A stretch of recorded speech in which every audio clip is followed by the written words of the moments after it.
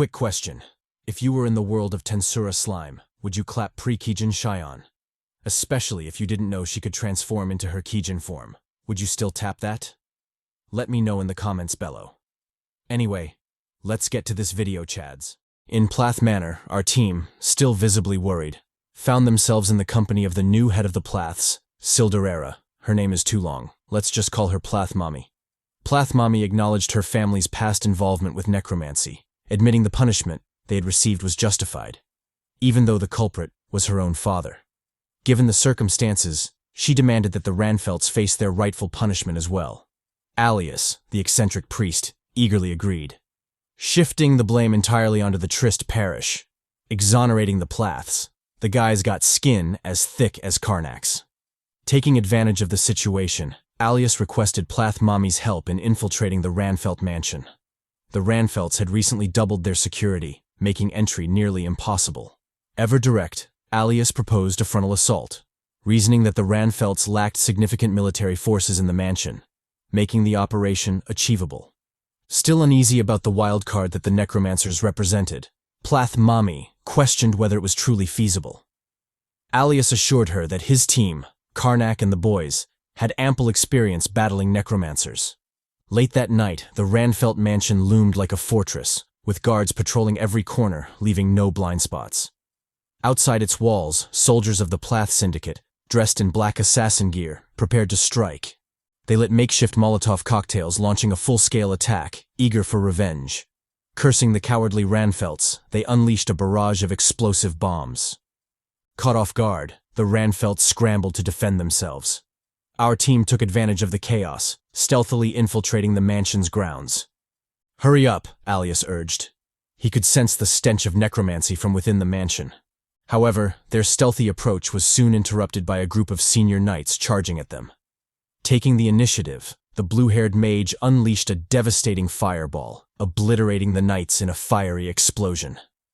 He followed up with chain lightning, sending bolts of electricity arcing across the battlefield, frying the remaining knights as their screams echoed through the night.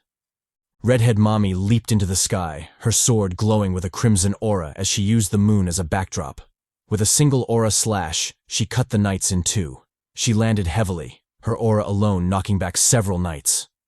With relentless force, she charged at them again, leaving a trail of carnage behind her. The twisted smile on her face, amidst the bloodshed, showed her unquenchable thirst for battle. Baros, our demon commander, watched her rampage with a critical eye. "Her technique is all wrong," he muttered. "She's making way too many mistakes." Before he could say more, the senior knights charged again, screaming for blood. Unfazed, our boys decided it was time to warm up. With a casual swing of his sword, Baros unleashed a powerful wave of energy, sending knights flying. Karnak, not to be outdone, fired a barrage of magical arrows, striking the knights with precision. Alias, like a feisty chihuahua, swung his sword with surprising skill, cutting down knights left and right. Baros and Karnak exchanged puzzled looks. When did the priest learn how to wield a sword? Realizing they were losing the fight, the remaining knights retreated. Redhead Mommy, suspicious, asked why the necromancers hadn't joined the fray. Alias guessed they were lying in wait inside the mansion, preparing for an ambush where they had the terrain advantage. Unfazed by the obvious trap, the team boldly entered the mansion. As expected, the necromancers revealed themselves, laughing at the team's recklessness. They boasted of their power and mentioned the presence of a high-ranking specter they had summoned. But instead of fear, our Chads were overjoyed. They now had all the evidence they needed to complete their mission. Karnak and Baros were already calculating the cash flow these third-rate extras would bring them. The necromancers, irritated by their nonchalance, ordered the specter to attack. The specter charged forward, its massive scythe raised to reap their lives. Alias quickly invoked a spell, calling upon the goddess to purify the specter. Debilitated, the specter staggered back. Seizing the moment, Redhead Mommy lunged forward, her sword glowing with crimson energy as she sliced the specter in half. Using the momentum, she closed the gap between herself and the necromancers, swiftly launching another attack. In a grotesque display, the necromancers' heads exploded, splattering brain matter everywhere. Alias, puzzled, asked why she had killed the necromancers. They needed them alive. Redhead Mommy, equally shocked, insisted it wasn't her doing. Suddenly the mansion seemed to come alive, absorbing the spilled blood and undergoing a horrific transformation. The walls were soon covered with disgusting, vein-like vessels, dripping blood as they expanded and formed a grotesque domain, trapping the team inside. An ominous laugh filled the space, rejoicing in the success of its trap. Sensing the presence of an aura user, a sixth circle mage, and even a high-ranking priest like Alias, the voice grew even more ecstatic. Alias recognized the voice, and turned to see a figure stepping out of the shadows. It was none other than the Rat Bishop, Straff. Though Alias had suspected this, he was still disappointed that a bishop of the church had fallen to the corruption of darkness.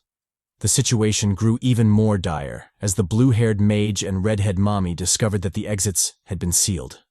"The bloody domain is blocking our powers," Alias muttered, his attempts to tear down the barrier proving futile. Karnak, observing closely, noticed that the divine power Alias had released was actually reinforcing the domain, not breaking it. Straff sneered and mocked Alias, bragging about the majesty of necromancy. He claimed the necromancers they had faced so far were nothing compared to his mastery. "If necromancy is as weak as you believe, why are the 7 churches so afraid of it?" Straff's words rattled Alias, visibly unnerving the already shaken priest. Realizing how dire their situation had become, Karnak turned to Baros and warned, "Prepare yourselves. If we're not careful, we might not make it out of here alive." Karnak, using a magic message, explained to Baros that the grotesque fleshy domain was created by combining necromancy and divinity. It was a unique spell, one he had never seen before. He couldn't do much about it except try his chaos magic. Baros, watching the gross tentacles wiggle toward him, asked, shocked, how a backwater priest like Straff could come up with a spell that even Karnak, the god of the dead, couldn't. "Honestly, I'm just grateful this isn't that type of manga. Otherwise, those tentacles would violate our boys, if you know, you know."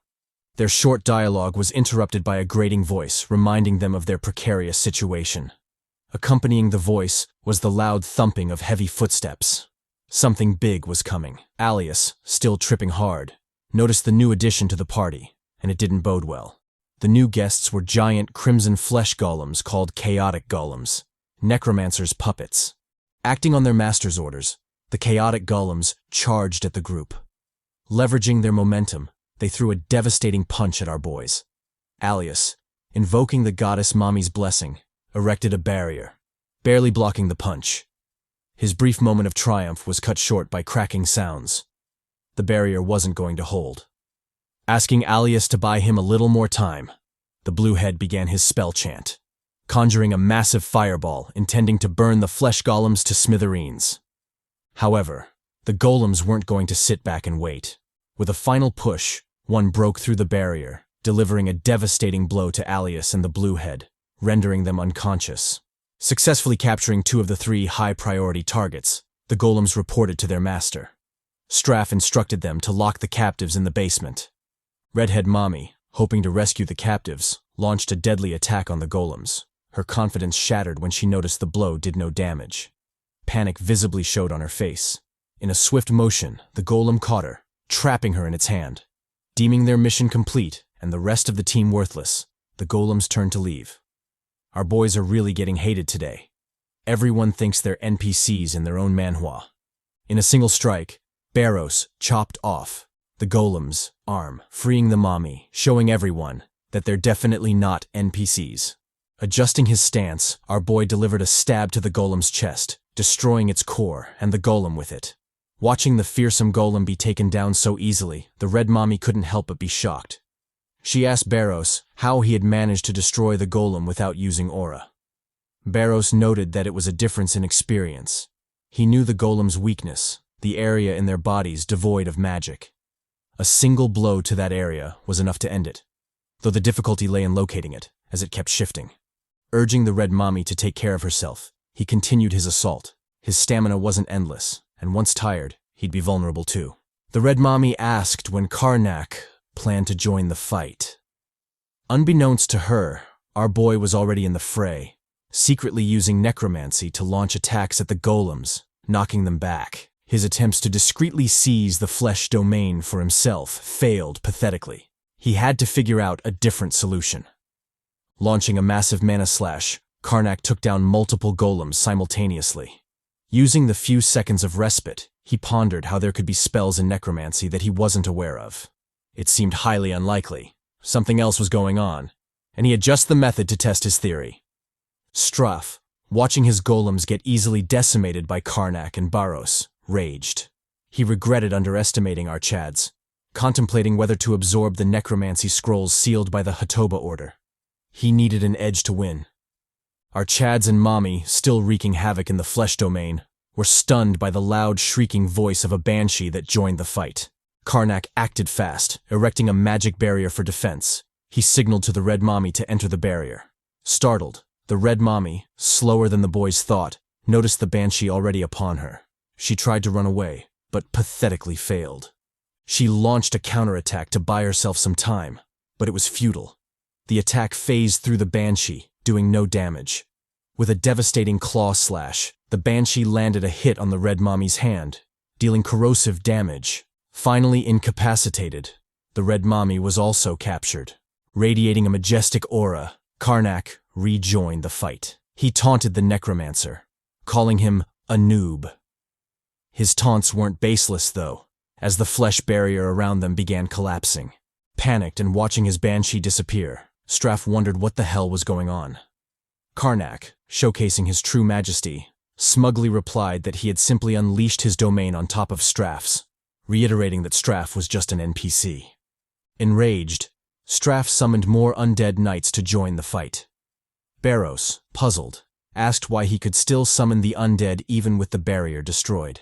Karnak replied that he couldn't do much against such basic-level necromancy and urged Baros to get ready for the fight. Baros, skeptical, noted that the undead were high rank. It didn't seem like basic necromancy. Realizing they had underestimated Straff, they planned to create an opening and make a run for it. Launching a massive dark blade, Karnak unleashed a wide AoE attack, knocking back the undead soldiers. Acknowledging their skills, Straff tapped into the power of the abyss, summoning a demon of hell. Radiating an aura of evil and carnage, the demon made its entrance. Why do these necromancers always summon ugly demons? Where are the hot mommies?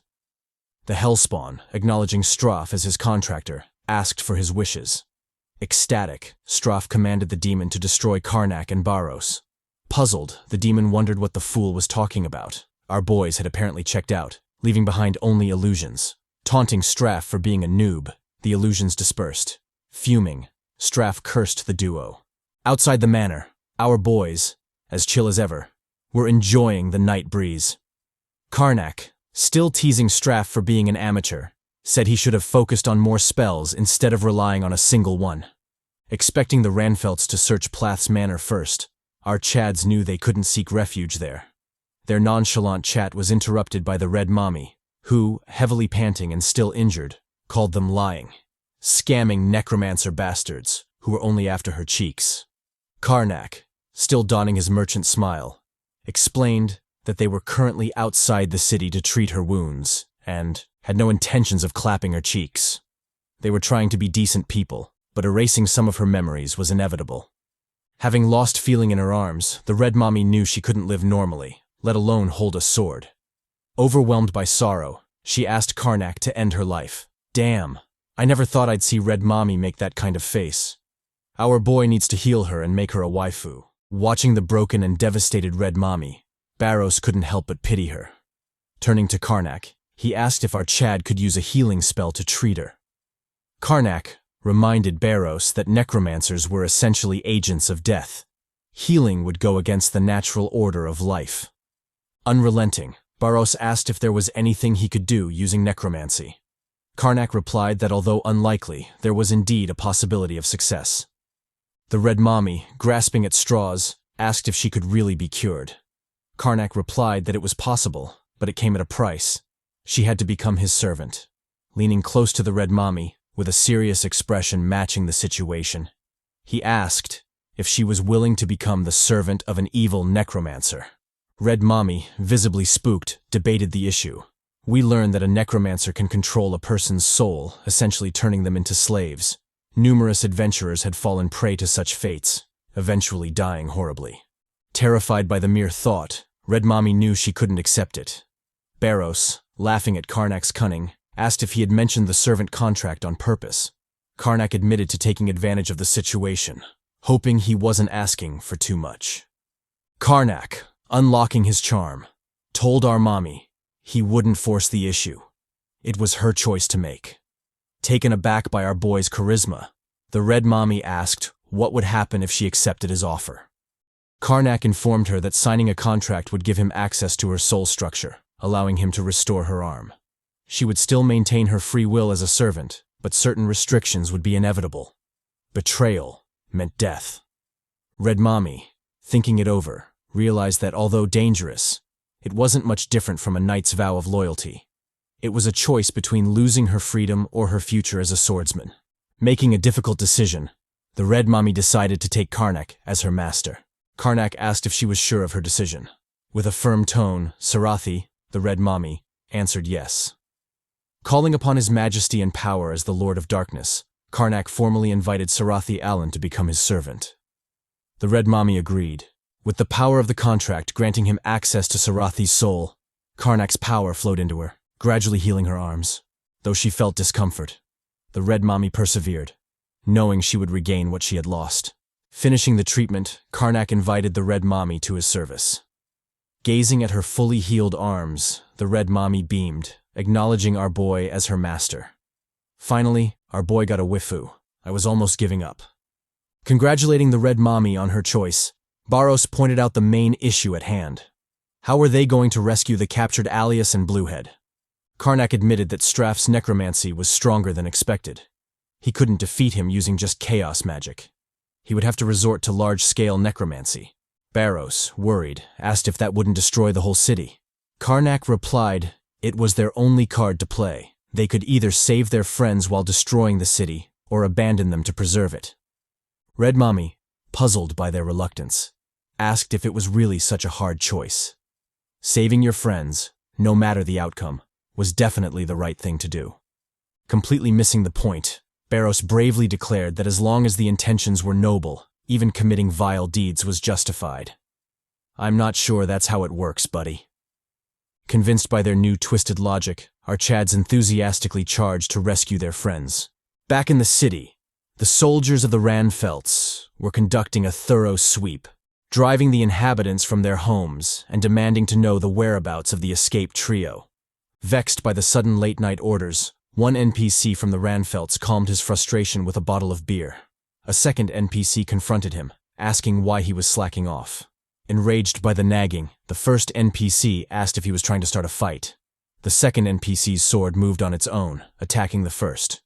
Believing it was a deliberate strike, the first extra retaliated, landing a vicious blow on the second. This scene wasn't unique. Ranfelt soldiers were falling for the illusion that their teammates were monsters, slaying them in confusion. Karnak, obviously the mastermind behind the chaos, marveled at how corrupt the city was. With just a single tip, the whole place had come crashing down. Red Mommy, puzzled, asked why he was causing so much chaos. Karnak replied that he was creating an undead army to fight against Straff. Although the city had plenty of dead energy to control the summons, he lacked actual undead to command. That being the case, he just needed to create more. Still using their twisted logic of good deeds justifying evil, our Chads relished the carnage they had created. Red Mommy, however, was regretting ever bringing it up. Despite the rumors of necromancers being evil, she noted Karnak wasn't all bad. He was only targeting the Ranfelts and deliberately leaving the townspeople alone. Her peaceful musings sharply contrasted the city, bathed in blood. Whether under Karnak's magic or their own vendetta, the Ranfelts violently fought and killed one another.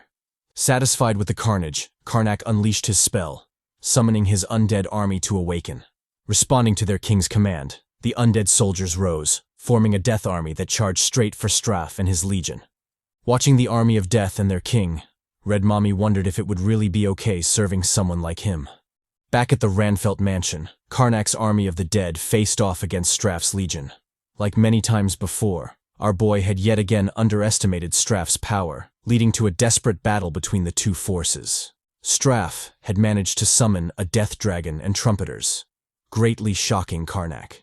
He believed he should be the only one capable of performing that spell, wondering if the past changing had led to some of his items being obtained by others. Urging the mommy and Baros to hurry, Karnak said they needed to attack before they were found out. Puzzled, the red mommy asked what he was talking about. Karnak explained that most of the army was an illusion. He didn't have enough time to make the seemingly massive numbers, so he opted for illusions instead. The red mommy, visibly delighted, rushed forward with a spring in her step. Inwardly, she remarked how Karnak wasn't that bad after all. In the underground basement, Straff stood in a magic circle, linked to the grotesque flesh barrier through repulsive tentacles. The two captives, still unconscious, lay bound on a sacrificial altar. Noting that the zombies were just weak pests despite their numbers, Straff linked his senses to his puppets in the mansion, diligently searching for the trio. To his shock, however, Karnak's voice sounded from right behind him, marveling at how such a huge space was hidden deep in the Ranfelt estate. Abruptly turning to face the voice, Straff saw our Chads and Mommy standing there coolly, ready to give him a thorough thrashing.